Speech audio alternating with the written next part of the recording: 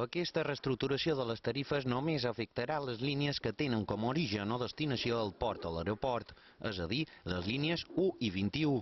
S'ha volgut protegir els residents i en cas d'aprovar-se aquesta proposta amb la targeta ciutadana es faran descomptes del 33%. Això vol dir que el preu del bitllet senzill, que fins ara costava €1,5, passarà a costar-ne un.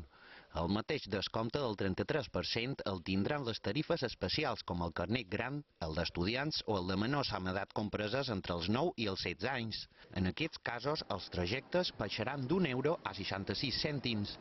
Si tenim una flota ja vella, una flota obsoleta de més de 14 anys, això implica majors costos d'explotació i per tant ens obliga tot plegat a prendre mesures per augmentar-ne la qualitat. Amb aquesta reestructuració de tarifes nosaltres també tenim molt clar a qui havien de protegir i els que protegim nosaltres són els ciutadans.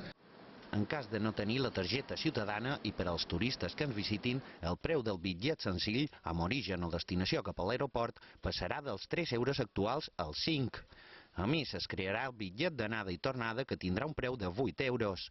Des del port, el preu del bitllet senzill serà de 3 € i el d'anada i tornada de 5. Nosaltres ens estem igualant a la resta d'aeroports de gran afluència d'Espanya, però també d'Europa.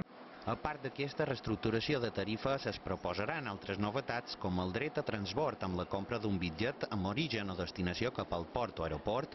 La línia 21 ampliarà el seu recorregut per llum major, s'instal·larà una màquina de recàrrega de la targeta ciutadana i de prevenda de bitllets a l'aturada de l'aeroport i hi haurà cobradors i informadors per resoldre els possibles dubtes.